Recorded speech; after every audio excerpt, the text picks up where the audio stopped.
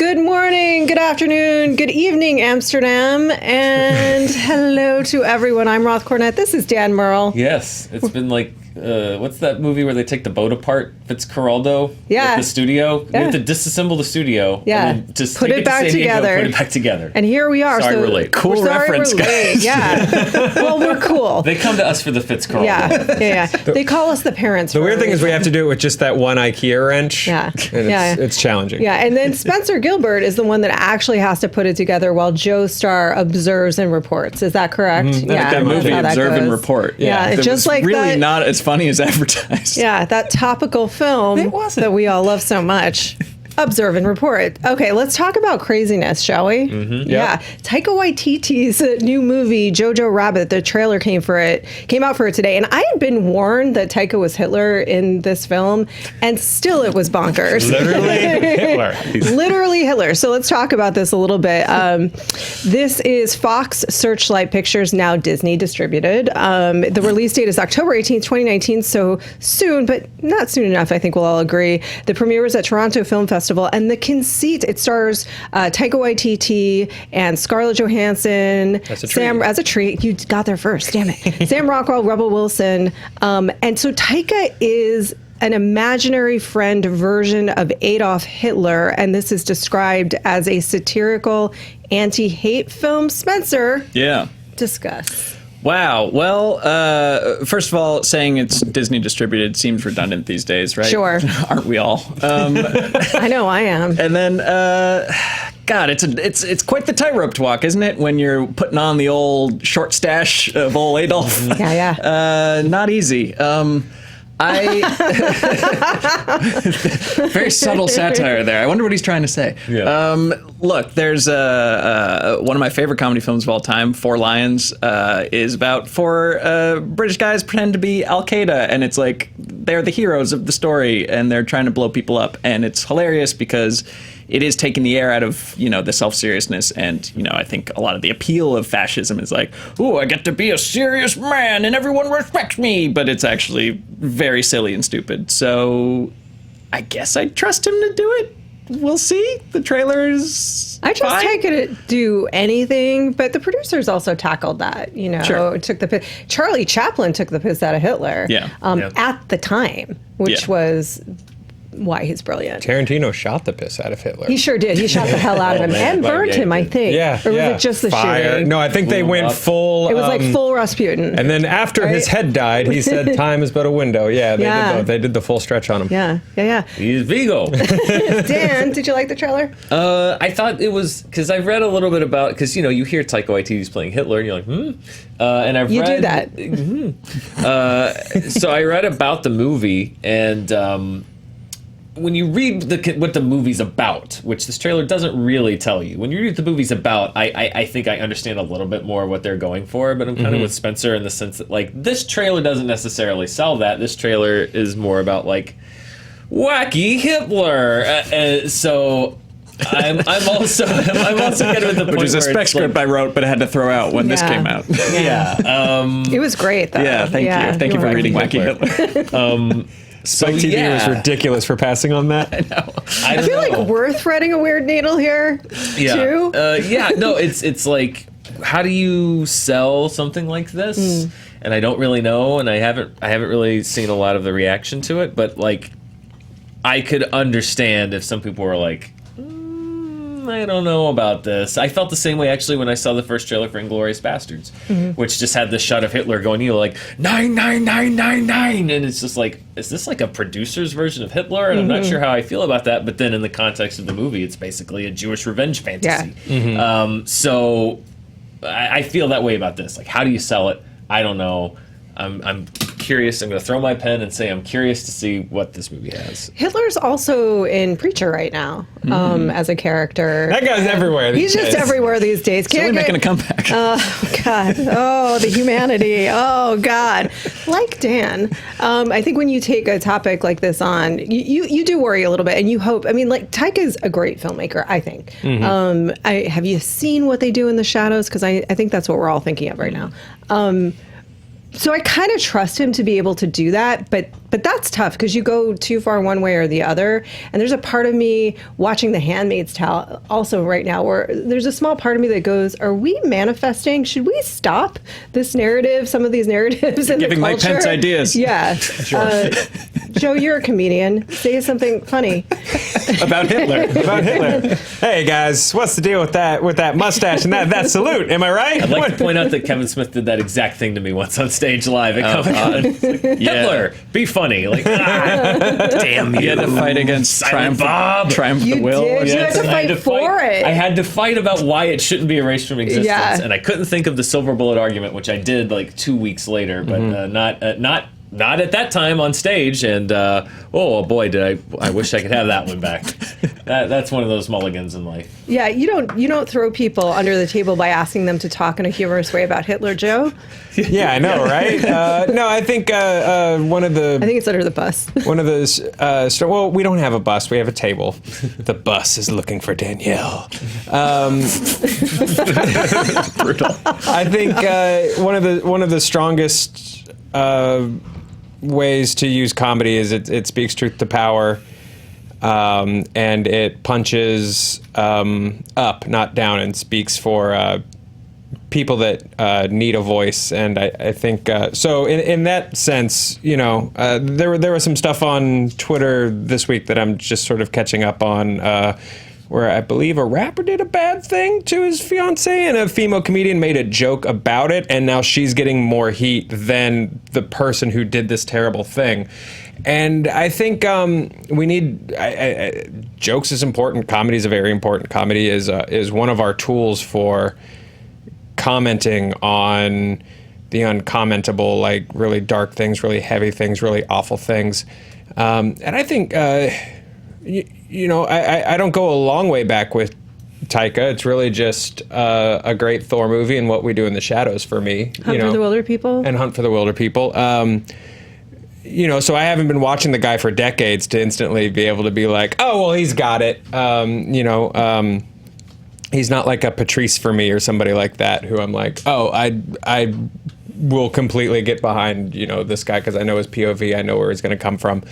One thing I do like is that Taika, I think, is riding the Disney wave the right way. Like, there's no way, if it wasn't for Thor Ragnarok, we would not be headlining a show around JoJo Rabbit, Right. Delightfully silly romp about a man who is an imaginary Hitler friend.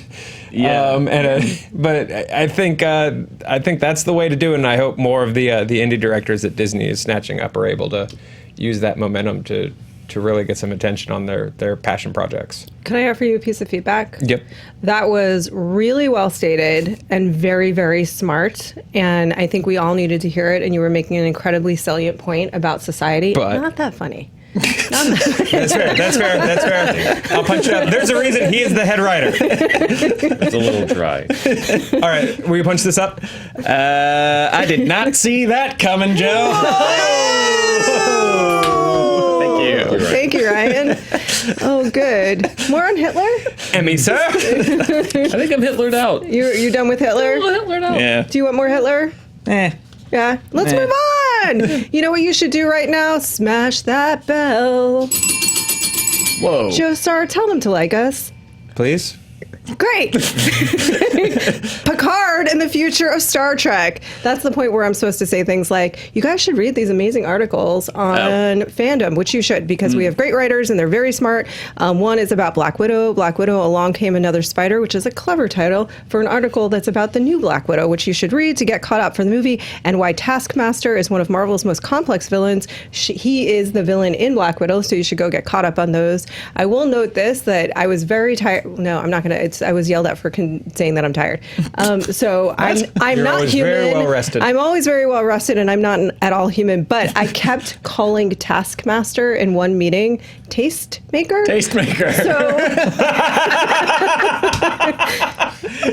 I would like you guys. That's a much better villain. I'm sorry. I want to see the Tastemaker. Black Widow versus the Tastemaker. Just like an Instagram villain or something. Like, Yeah. I'd really love to see your version. Black jumpsuits are out this season. Black Widow, what are you gonna do? And it's just like Stefan or something. I don't know. I want to see the version of God damn it, Task Tastemaker. At me on Twitter, put it in the comments. Dan will be pitching his version of that at the end of the show. I see you've gone with last season's hairstyle. She did. Interesting choice. You know what's interesting? He's really though? passive aggressive. Very passive aggressive, yes. Her hair really did bother me in Endgame because it was like at that point, just cut it off.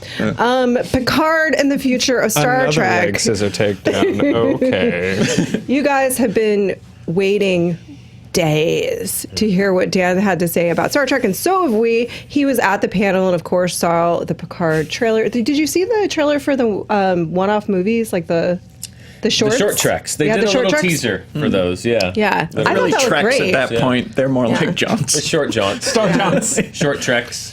Yeah. I was sitting next to Scott Mantz at a Star Trek panel. I think he dislocated my shoulder a few times during the trailer because he just would grab me and go like, "Oh my god!" and then start shaking me. He was very excited. No. As I understand, he should have been. Yeah, we all should have been. Lots of new big reveals and stuff. So Talk about it. Well, let's break it down first. Sure. Talk about, did you like the Picard trailer? Are you excited about the series? And then tell us what you learned in the panel. And then you guys should also have Star Trek thoughts. Prepare.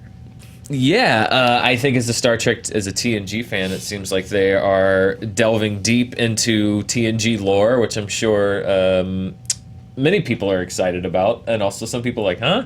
But yeah, they revealed that it's after Nemesis, which is a spoiler for an over 10-year-old movie, but Data sacrifices himself at the end of Nemesis for Captain Picard, and the trailer at least sets up the fact that this is still something that haunts him. However, it also shows the return of Brent Spiner. And people are saying as Data. I don't know if they necessarily Or is it, said Data. He has this brother B4 who was alive at the end of Star Trek Nemesis, so it's possible he could be playing B4, or it's possible he could be coming back as some form of Data. We don't know. We're going deep into the lore. Stick with me, folks. All right. Jerry Ryan also coming back as 7 of 9, who's a character from Voyager, but they're also bringing back, and they brought out on stage, a character named Hugh, who was only in 2 episodes of Star Trek The Next Generation, but Hugh was a Borg who basically was cut off from the Borg Collective and developed a sense of individuality that then when he went back to the Borg, because there's a whole philosophical debate as there is on Trek about whether they're going to send him back or not. They did send him back, but when he went back to the Borg, the idea of individuality then spread to the Borg Collective. So then there was a whole splinter group of Borg that were not part of the collective, that were their own people. But that's the last we really, as far as a TNG narrative, we just heard about it in those those 2 basic storylines, but they're bringing him back, which means at least part of this movie is going to have to do with the Borg. There's a Borg ship in the trailer, so it's possible that perhaps this has to do with some kind of a Borg situation. Obviously, from the setup, Picard wants to help out with something, and he is not part of Starfleet anymore. Thank you, Ryan. There's a misfire bell. Yeah, it's all right. So I'm intrigued. Obviously, they confirmed that Jonathan Frakes is going to appear. Marina Sirtis is going to appear as Counselor Troy. It feels like much more of a sequel to TNG than perhaps they had originally said, at least as far as like they're going to have some heavy tie-ins. So as a fan, and my favorite iteration of Star Trek is The Next Generation, it's hard to not be excited. Yeah. About it. Yeah. I mean, there's always that trepidation that they're going to somehow lessen the original or go a direction that kind of puts a spin on things that doesn't ever leave your head. But I'm a fan too, so I am excited. What's your fan theory on the lady, the young woman? Who is she? Do we know? That's a good question. I don't know. You know? It's a very intriguing question. She's X-23, right? Yeah, Yes, she's that's what I had young heard. Wolverine. Yeah. Next 23.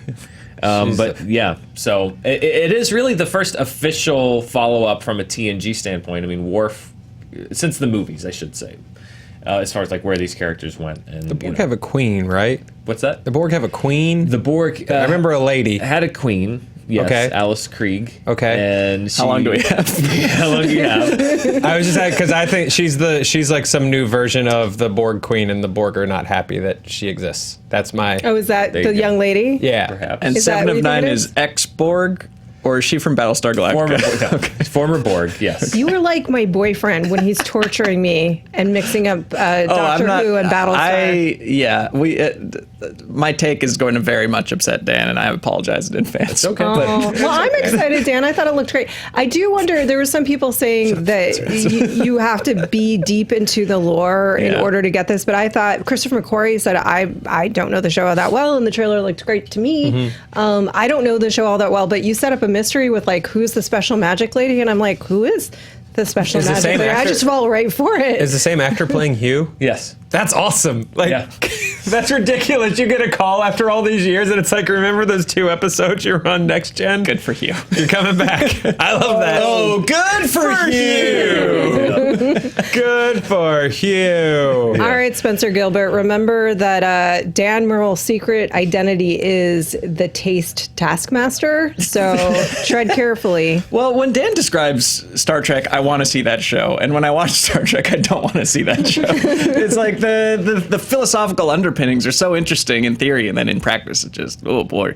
Did you say oh Borg? Oh Borg. Oh Borg. Borg. Oh, Borg. I just watched this and I think like what qualifies as elder abuse, because Patrick Stewart looks. Speaking of tired, he just looks like, oh, I'm back doing this again. Oh man, I gotta squeeze into a flight suit and say engage. Like he seems like he's like a Galaxy Quest guy. But he gets like a dog. Good. That was probably like his one requirement. Let's just like let me have a dog at least. He just doesn't seem like he's wants to be there to me. I can't disagree. imagine that he does. He was at the panel. He got very emotional talking about what it was like to return to the series. He talked about the fact that he'd said no to this for many, many years.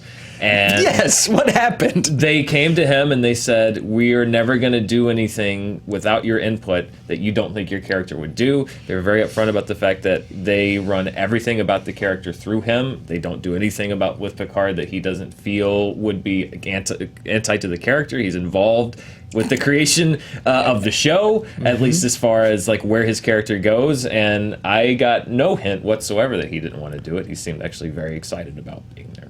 Yeah, it just looked like I was just the guy in the room with him.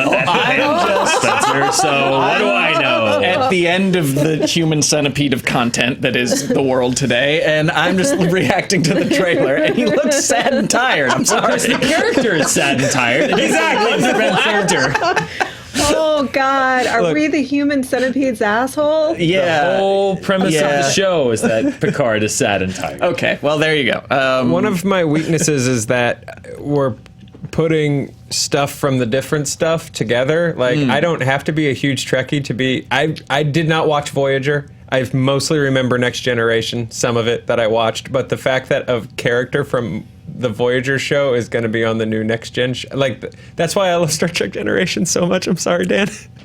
But like that, because it's Kirk and Picard in one thing. I don't have to, that's just my weird thing. Like, I don't have to, I don't love Ninja Turtles, but when they were like, we're doing a weird movie where all the Ninja Turtles from all the cartoons are going to be in one thing, I was like, I'm in. That sounds interesting. And this would not be the first time Captain Picard interacted with the character from Star Trek Voyager. He's in the because pilot or something, right? In the last film, Star Trek Nemesis, Admiral Janeway is the one that Captain Picard speaks with at Starfleet Command. So Then there's I might need to watch Nemesis. it's a long history of Dan, you tell me. Like, all these Trek can I watch or cram it, or do I need to? I was more into the over. Don't be mad at me, because it's sentimental. And my brother and I watched the original series on rerun, so that's the one I feel attached to. Yeah. But I did watch Next Generation as well. But do I need to go back and rewatch that and watch all the movies? Do I need to watch all the things? I don't know. I mean, it would probably help, but I doubt that they've made it completely inaccessible. I would watch your 4-part cram it of Star I would Trek watch The Next that. Generation. I mean, this is the honest trailer, really, is is the cram Unless it. you want me to do the actual cram. Yeah. We do want you to cram it. I We would. do. I think we're asking. I mean, I just did it on the show. didn't More I? Hugh. Isn't that what this is? More Hugh, more Hugh, more Hugh. It's a really that episode is so good because they come up with a code that if they take it, if they put it into Hugh's brain and they take it back to the Borg collective, it would kill all the Borg. So they have to have a philosophical discussion about, do they send this sentient being back with a code that will kill the worst enemy in the scourge of the galaxy and the billions of lives that will save, versus the Starfleet rule that you don't kill sentient beings. Hugh's like, I don't want to do it. It's a great Iborg. Look it up. Iborg. It's a great episode. There's a great one of my favorite Star Trek philosophical discussions of all time. This is in joyful. that episode. So I will stand by the philosophy of Star Trek. That's why I like it so much. This is delightful. What's Thank you. happening right now? I love all of it. Did you like the shorts? Did you like that? What else in the panel got you excited? Discovery. Well, I openly said, and I still do need to catch up on Discovery. I fell off in the first season, and I do need to go, but if only to justify why I've been paying for CBS All Access all these months. I need to catch up on Discovery. So much of the things that they talked about with Discovery were a little lost on me because I'm not current with the show. They also talked about the animated show, Star Trek Lower Decks, which is from Mike McMahon, who has worked on Rick and Morty. And Oh, wow. it is a humor based. It is, well, actually, they said originally what they had meant to do was that they said that there's never been a Star Trek show that was aimed at kids. And they felt like the ideals that Star Trek embodies would be a great thing to aim at a younger audience, which they've never done. But Mike McMahon came in with a pitch and basically kind of it aged it up a little bit, but it's a humor-based show. It's a comedy-based show. It's about, as they said, the ship. You know, we're always on the Enterprise. This is about the ship that's like out just collecting gaseous anomalies, the least important ship in Starfleet. And you're not with the bridge crew. You're with the grunts down there. So yeah, it's a humor-based Star Trek take, which I know a lot of people are going to be like, I don't know, but. We'll see. I like that idea though, of seeing it's like the upstairs downstairs of Star Trek Like or the Downton something. Abbey of The Star Trek. Downton They called Abbey it of the Star Downton Trek. Abbey, I Thank think, you. of Star At first, I Trek. thought you were going to say it's a Hugh-based Star Trek, and I was like, yes. You didn't catch more. my play reference. That was a movie, Upstairs Downstairs. Yeah, what's his wasn't it? name made one of those? Yeah. What's his name? You know the guy. I love. The guy with the thing And in it's the like place. Ryan Gosling has a really bad British accent in it. You still haven't narrowed this down. Yeah, that's a lot of things. talking That's a about lot of Gosford things. Park. Oh, You're I'm talking talking about about Gosford. I don't Gosford think you're Wait, thinking. Ryan Phillippe? Yeah, Philippe. Yeah. Ryan Phillippe. Yeah, I'm having a stroke. Sorry. Yes. Although Welcome there's to a the reason for him to club. have a bad. Yeah, it was the same guy that made Downton Abbey. So I'm just nervous. Like, Wrote it. is it for kids or aged up kids, or is it like Rick and Morty, For where us, Yeah, right. I think they said it's more geared toward the Rick and Morty crowd, but it may not have like quite as sharp an edge to it as Rick and Morty has. Interesting. But they said definitely the take that they had was originally much more younger skewing, and he came in with a take that made it more geared toward adults. But I don't think Thank God. It sounds like not exclusively to like kids. Definitely can't watch it, but it's more for adults. What's interesting about that to me is because I watched it as a kid with my brother in reruns. I never thought Trek wasn't aimed at kids. I think it's a weird idea that you have to specifically aim something towards, like, just make something that's not horrible and lascivious and full of violence and entertaining, and it's for kids. Sure. Right? Yeah. Yeah. Kids are smart. yeah. Some of them are really But they stupid. need like idiots. They need dogs and Your baby's smart. other children to relate to. I can tell. Oh yeah, she started rolling over. It's Yeah, look at that, that's smart. genius. Is she going to watch Lower Decks? Yeah, first things first. Certainly. No, I'm not buying CBS All Access. Come on. Other things happened at Comic-Con Tapper's as well that you guys were not there for. There was we'll talk about the Walking Dead movie, but I want to just quickly get your take. We did a big video about the Marvel lineup that was revealed. Dan was in the panel, but you guys, what's your take? About what? Comic-Con? Dude. San Diego cannot handle that many people. Rob. It's yet again the hotels are overbooked. What are you Marvel asking me Phase about? 4. Yeah, they're making a lot. Talking Talking about Batman. I have really, really, really, really mixed feelings about. I want that to be your whole take. They're making a lot of things. Mahershala as Blade. Why? What's wrong with Wesley Snipes? I mean, aside from all the craziness we've heard of his life and past, he still calls himself the Daywalker. Like, he could totally slip right back into those leathers and boot someone in the face and turn them into ash just as well as he could 10 years ago. But Patrick Stewart's old and tired. I see how it is. I see how it is. You know, Dan, some other effers always want to skate uphill. exactly. Why I skate uphill on this one? Like, Mahershala Ali's great. He's a fantastic actor. I love that he was really into this and like kind of lobbied himself for this role after Green Book, which is weird. He was like, now I want to be Blade. You owe me. Yeah, you owe me. Mahershala Ali is such a good actor that I can only advocate for Mahershala Ali to be in more things. Yeah, but Snipes, man, we need a Snipes-assance. Keanu's back. Like, I think it's long past time that we gave him what's Wesley Snipes' creed? Like, is he going to do a Demolition Man sequel or something? Like, I think the world is waiting for him to come back from his tax shelter, wherever he had to go for a while, and like, just put on the leathers again, man. I have always felt, and I've said it before, I remember Patton Oswalt in Agents of S.H.I.E.L.D. played like weird brothers/clones. I never really got what their deal was. But you just say that Patton in Blade Trinity played Trinity. It's catching. That's what happens. It's all. You know what? The tastemaker is infiltrating us, and this is how he does it. This is how he does You it. say Patton from Blade Trinity is one of the Pattons from Agents of S.H.I.E.L.D., and S.H.I.E.L.D's just been watching them the whole time. Boom, rolled into the MCU. All 3 movies are canon. Do a 4th one. Done. Like, that's done. Mahershala Ali is a great actor, but yeah, I think I'm with you. I think this is Wesley Snipes until he chooses to leave this mortal coil. Note that I didn't say die because I don't think he's capable of it. No. I think, No. yeah. He and I want Keanu him. are both immortal. Yeah, I want him sending the Russos And Tom post-it Cruise. notes with Yes. only communicating through that. Yes. Well, that's the thing. That might be the answer to the question, why is it Wesley Snipes' Blade? Is that the last memory that everyone has of him is how he was absolutely Cowards. impossible to work with. You cowards. On the last Blade movie. And didn't pay his taxes. Pay your taxes, guys. Yes. It's important. It's very important. Yeah. It's very clear, though. I think that Tom Cruise, though, while we're on the subject of Immortals, is actually Lestat, and it's like the He was hiding in greatest plain trick sight. the devil ever played was becoming Tom Cruise. Like, what's the old vampire movie where they... never mind. Yep.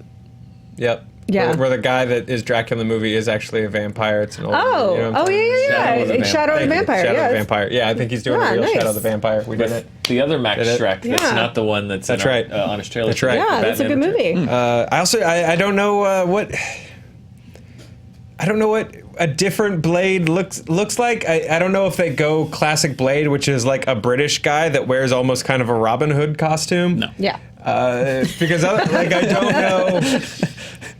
Do people care if it doesn't look different at all? Yeah. Or are they just going to be fine and he can make an Ice Skate Uphill reference? And Yeah, I mean, isn't that and Wu-Tang will Disney's- like rap over like some techno beats and it'll be fine? Okay. Yeah, I mean, yeah, it's a little like live action Lion King-y. It's like, why do Blade again if you don't have a new take on it? Well, and there's also been a lot of cinematic vampires Yes. since Blade. And will so they do? Sorry to interrupt. No, go ahead. An R-rated movie? Like, We talked about that. Probably, I don't think so. Probably not, right? Probably not. Because when Scott Derrickson was saying that the next Doctor Strange really was going to be at the mouth of madness, what is it? The mountains? The multiverse? Strange in the multiverse of madness. He said it was really this time I really am going to do like a horror movie. gonna be a play on the and then Lovecraft Feige story. was like, yeah, that's what I'm hoping. And then Feige was like, it's PG-13. Distributors. And he said it just like that. So I don't think they will, which is weird. You Yeah. know? Thoughts? Yes. I was just going to say, Kevin Feige, I became a fan of his forever because they opened it by completely non-suspiciously announcing at the exact time of their Comic-Con panel that Avengers Endgame had passed Avatar for the all-time global gross. Yeah, that was very Strangely, that conveniently happened revealed to happen that on day. the exact same day as Marvel's Hall H panel. Can I just interject for 1 second about that? I love James Cameron's full-page ad he took out in Variety congratulating Endgame, where he wrote in like Navi language, like "I see you," like "Netai Sofari," like anybody fucking knows. Like, oh yeah, the masses. We've all been speaking Navi There since are it all came out. these years. Dozens of us, Spencer. It's time to pass the Dozens. torch. Well, when Kevin Feige was making the announcement, it was just like, Avengers Endgame is the #1 global grossing movie. We have the biggest movie of all time.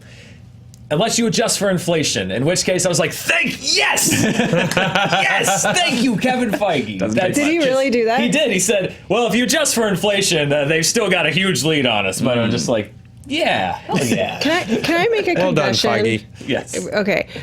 I truly am. I've been accused of being like a Marvel fangirl, and I'm going to make a confession right now. I am legitimately a Kevin Feige fangirl, and I have no apology about it. I truly think seen that Tiger Beat he fold is. out. Yeah, you've seen it, Yeah, right? yeah, he's it's true. he's, Just him, like- he's like just he's done a little waxing, and he's greased up a little bit. It's great. Got a sassy hat on. He's got a little sassy hat on, and he's kind of like this. So my point is this. It's a lot for a Tiger Beat. Tiger Beat should have like hypercolor shirts like JTT. No, this is the version of Tiger Beat that they send out to like publicists and people that work in the industry. There's like The Feige it's hanging up calendar. in my office. Don't worry, Kevin. Just I'm pictures of him I'm in not different sexy stalking hats. you. I just love you, and we're married. No, he's like the David O. Selznick of, I truly believe this, of today.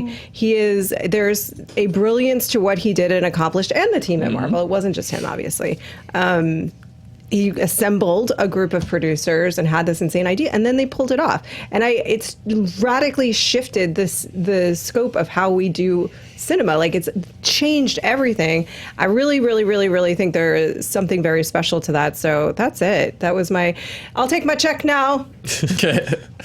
I have no apology about it. Like, it's not, I want all of the movies to be good, and I actually am not as invested in an individual character. I'm just more impressed. It makes more sense to be a fan of his than a fan of Marvel's. Marvel is a brand. It's a corporation. There's thousands of people working on it. And Kevin Feige, like, you can trace his career as the architect of what you like. Yeah. More so than like, I like the logo. Yeah, and that tracing and that map is actually tattooed in henna on his chest in my Tiger Beat fold out. Yeah. So you say Kevin Feige is the architect. I just imagine that, like, This when is you where I go to went meet to. with him, he's sitting in a room full of monitors that only play Marvel movies. Vis-a-vis. Ergo. I see you've come here to be Shang-Chi. Currently, I think ergo Proctor Hawk. There have been ergo 9 Post Hawk. Shang-Chis before you. Careful, Most of guys. them were Billy will Scarlett pull the Johansson. plug on this if you tread lightly on Matrix Reloaded. All right. Okay. Billy will end the show. He will. Sorry, Really? Billy. Wow. It's why? I didn't know you felt that strongly about The Matrix Reloaded. But in all seriousness later. and with all due respect, I do not have the Tiger Beat, but I do have nothing but respect for people that can have a crazy idea and then fulfill it. What's your crazy idea, Joe Starr? Oh man, my crazy idea is I don't know a damn thing about the Eternals. So I'm excited to walk into a Marvel movie having zero expectations. They're just past my comic knowledge of as a boy going into the comic book store. It was like, do you want to read about the teen boy with spider powers? You want to read about the X-Men? Or do you want to read about these gods who refuse to intervene. They're so distant and powerful. So I don't know. Isn't that the interpretation of all gods? It's a great cast. I don't know anything about it. I remember the day everyone was like, Richard Madden's going to play Hong Plunk or whatever. And I was like, cool. A lot of people in Hall H right now are pretending to know what that meant. And they don't. I promise you they don't. Was there like a, whoa? Yeah, Hong Plunk, finally! Like, I don't know. It was more about Richard Madden. Yeah, Sinking You are precipitously. sinking. I'm not sinking gradually. Yeah, I'm no, like it just sinking in happened. stages. It happened so fast. There's a tipping Not point. Even, Yeah, like, it just is happened going like, so whoop, fast. Yep, there went another one. Here, put the shot back on me and Spencer, and Dan can this adjust chair the in chair. San Diego and taken one of the Yes. nice ones from the room. Dan's adjusting his chair while the shot's on. No, he refuses. What's He has too much crazy to me integrity. Is that there's another No, the people chair. deserve to see this, Joe. They should see what our reality There's is. another chair right next to you that probably works. Nah. Is my guess. I find the sinking chair. It's kind of just. It's part of the game of doing this show. Like really maybe is. you'll be in this. It's It's kind like of Russian roulette every morning. You don't know Exactly. who's going to get shot. And it's a little bit of a metaphor for life, Yeah. don't you think? Sometimes the it's sinking your chair. turn in the sinking chair. Sometimes it's your turn. Now you're in the sinking chair. Yeah. But we love you, and we don't want you to sink. We want you to thrive and float like Pennywise. Roth, I also think it's a good idea that they're doing all these big Disney Plus shows, because I think that this phase is their... I'm getting it back on track. No, good, thank you. I don't know why I've got the rep of the one that just takes this off Why the rails do all you the keep time. saying that? I'm perfectly following the script right now. Yep. Yes. I'm waiting to hear your thoughts on I Disney think Plus. this is the rebuilding phase, and they got a lot of ground to cover. Like Let's they got not to fight. Let's support each other, man. I think you're a great host. I think you're the best. You look at you with the hair. Look at you, just killing it. I every also day. have hair every day, every minute I'm just of every glad day. to follow you into battle every day. here No, at and you Screen Junkies. look at you. You're a writer. You're a comedian. Roth, you were You are crushing it on all smart. levels, developmental, Yeah, like the you. business end. You had great Like people don't even insight. know. Like I know people miss you on Mondays and Wednesdays, but like they don't even know. You were Lunch like is sitting on my pushing. desk right now. You're I got a cold cranking lunch. It's through. fine. They're gonna leave. Talk about Disney Plus, and then we'll wrap up with Rick Grimes. I think it's a smart business thing to be like, if you want to know what's next in the MCU, you have to have a Disney Plus subscription. That's just good business. It's like in the old No Limit days when Master P would just like shower you with cards of what was coming next for No Limit Records and the inside of his CDs. Like, oh, you're gonna want this Pusher T album. Whoa, though. whoa. No Pusha T slander on this half circle. I will say though, they should be careful because that's what pushed me out of comic book collecting was when That's they fair. said that you have to buy all 4 monthly Superman That's titles fair. to keep up with what's going on after Reign of the But Superman. I do think there's enough ground to cover with like getting the Falcon from point A to point B as Captain America that I think doing it in a 90-minute movie that would probably be packed with a bunch of other arcs and people does him a disservice. So I dig that because they've got a lot of place setting to do, and also the lead of Shang-Chi seems delightful, and I'm very happy for him. He seems like a very fun, nice dude. He does. There's a lot to look forward to. Is the Walking Dead movie one of the things? No, we should. no. Okay. God, no. Well, that's our Walking Dead segment. Because I know it says in theaters, but like that's the weird world that we live in is that if you make a Walking Dead movie the way that they do it on TV, it's going to be rated R. Because you can't do that gore in a PG-13 movie, not as intense as the TV show does. Is there a chance when they say only in theaters that it's like a special event? Yeah, like the first Like episode a of Fathom the type thing? Oh, that Marvel show. interesting. Inhumans? Yeah. It's like a limited run, and then they put it on TV. Maybe. I'm curious Interesting, about that yeah. because I don't know. I just don't know how a theatrical only movie Works so well for Firefly, Serenity. Yeah, exactly. I don't know. I wonder if it's like a time when they say in theaters, they're like for 2 weeks and then premiering exclusively on AMC Plus. Yeah. Are they trying to That's interesting. pivot Walking Dead into these movies and then just on TV pivot into only Fear the Walking Dead? Because I mean, it really they're losing feels like... Michonne. She's Yeah. after next year. Yeah. Like they're losing all of their. And they seem to be trying to beef up Fear. The a comics lot. ended with Yeah, comic Yeah. is done. I think AMC is probably just trying to experiment around anyway to keep the franchise because it's been such a moneymaker for them, even with all the lawsuits. It is interesting to think about trying to get Well, this when you into shoot with live theaters. zombies, You know, there's gonna be a lot if of it had been at the height of Walking Dead, and this was like the last time you were going to see Rick Grimes, did you say something about shoes and zombies? No, I said when you shoot with live zombies, there's going to be lawsuits. There's bound to be. Bound to be, yes. I'm no lawyer. I feel like if this had been at the height of its popularity, it would have had a better chance. But maybe you're right. Maybe it's just like a special 1 weekend event and then on AMC. Maybe. I don't know. I could be wrong, but Yeah. it's just so weird to think that like, yeah. Yeah, Walking Dead definitely feels like it's in its I'm doing a month off the strip in Vegas like point of its career. Yeah. You know, that metaphor that we all know and understand. You know how you guys always talk about Vegas in Yeah. your daily lives? The Walking Dead is Tommy Toon right now. Yeah. You know, tell me too. Do You know people what? work off the strip in Vegas I think for so. a month? In a sense. In a sense. Yeah. There are like like the residencies. But I loved it. This has been a good show, and you enjoyed it. And we thank you for joining us today. And I say again, so I met at our event in Comic-Con at our panel afterwards. Joe was talking about this the other day. It is always really, really amazing and such an honor to meet the fans in person. And it's really like heartwarming because everybody's really nice and friendly, and you get a human-to-human moment, which is rare and delightful. And one of the people that I met, two things were amazing about this young lady and the gentleman friend that was with her. They're from Amsterdam. So she said, when you say good morning, it's actually good night. So I said, from now on, I'll say good night too. And sometimes I do that anyway, but good night. And unless you're still in America, good morning or afternoon. Unless they're in Hawaii. My point is, like the Navi, I see you. But the other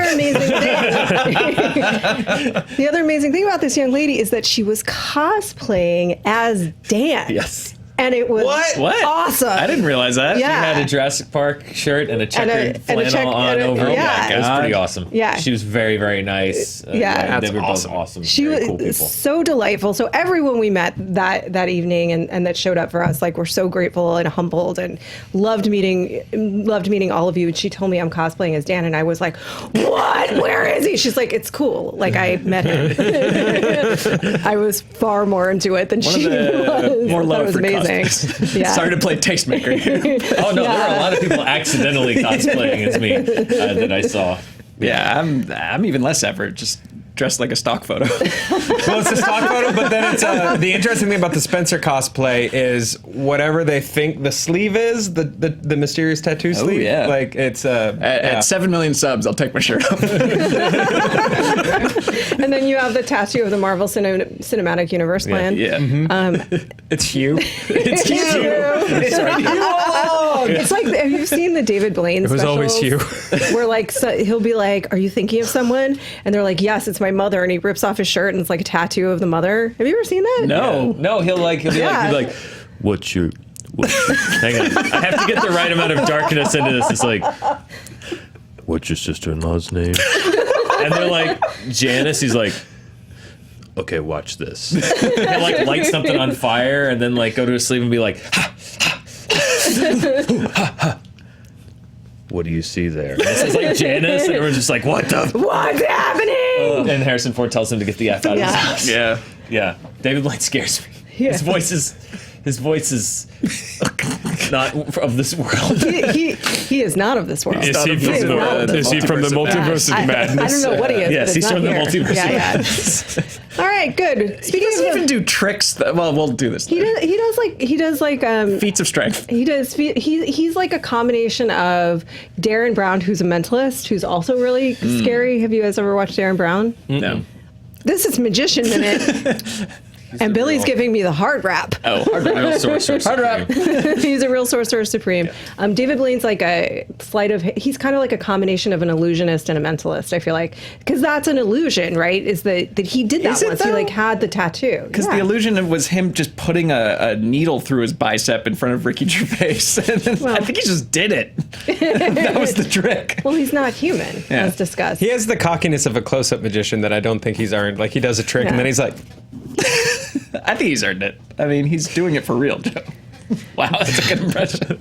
No, that's that David Blaine Street Chris Magic Angel. sketch. yes, Oh, yeah. Weinbach did. Yeah. Anyways. Sorry. Tell us about your favorite magicians in the comments below, because clearly you have some. I know that you do. Thank you so much for joining us today. I really do want to see your version of the Tastemaker. I do think Spencer's probably pretty close to what that villain would look like, which is stock image. So it should be easy for you to Photoshop for me. Just with a Getty in the lower For right. our viewing pleasure. Thank you so much for joining us today. It was great to see you at Comic-Con. If we did, if we didn't, thank you anyway, and you're amazing. And we will see you when? Tomorrow, Joe? You'll be here. Charting later today. Charting today. Because the studio was literally disassembled up until 5 minutes before we went on the air. What's the angle? Well, any other week it would be Lion King, but Yeah. of course we've got to talk about the new champ, Avengers. It happened, and we're gonna That it did. say that it did. It So happened. that I can headline around it Yeah. and discuss it, Yeah. Talk about Lion King. I and then think- talk about the Lion King. I think it happened, and we're going to say that it did, is the name of our show. It did happen, and we said that it did. I think we should stop. Like, you should just go ahead and, like, feel free.